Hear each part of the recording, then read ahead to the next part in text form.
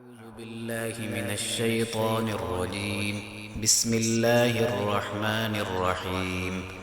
قال رسول الله صلى الله عليه وسلم: خيركم من تعلم القرآن وعلمه. صدق اللہ العظیم. تعریفیں اللہ رب العالمین کے لیے ہیں جو تمام جہانوں کا رب ہے. درود و سلام نبی مہربان حضرت محمد الرسول اللہ صلی اللہ علیہ وسلم کی شان اقدس پر. اللہ کے نبی علیہ الصلاۃ والسلام اس حدیث مبارکہ کے اندر فرما رہے ہیں: تم میں سے بہترین وہ شخص ہے جس نے قرآن مجید کو سیکھا اور دوسروں کو سکھایا.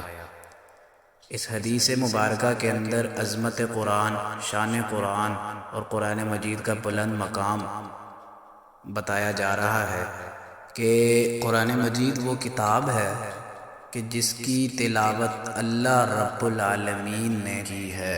اللہ تعالیٰ نے اس کی خود تلاوت کی، اس کے بعد جبرائیل علیہ السلام نے تلاوت کر کے اللہ کے نبی علیہ السلام تک اس کو پہنچایا.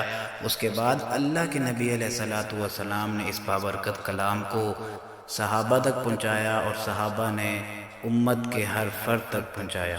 جو شخص اس قرآن مجید کو سمجھ کر پڑھتا ہے، اس کو پڑھنا جانتا ہے اور سیکھتا ہے اور آگے دوسروں کو سکھاتا ہے، تو وہ امت کا مسلمانوں کے اندر سب سے بہترین شخص قرار دیا گیا ہے.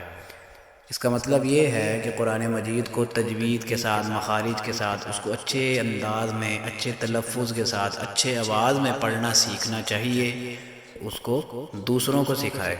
اور دوسرا پہلو اس حدیث کے اندر یہ ہے کہ جہاں جس شخص کو قرآن مجید اچھے انداز میں پڑھنا آتا ہے، یعنی اس کو تلفظ یا تجوید سیکھ لیتا ہے، اس کے ساتھ ساتھ وہ قرآن مجید کے مطلب کو بھی سمجھے.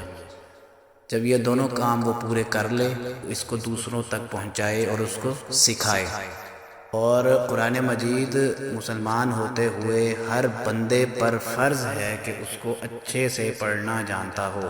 اگر قرآن مجید کو اچھے سے جو شخص نہیں پڑھتا، اس کے بارے میں اللہ کے نبی علیہ الصلاۃ والسلام نے صاف الفاظ فرما دیے ہیں کہ جو قرآن مجید کو اچھے انداز میں نہیں پڑھتا وہ ہم میں سے نہیں ہے. تو قرآن مجید کو خوبصورتی سے پڑھنا چاہیے.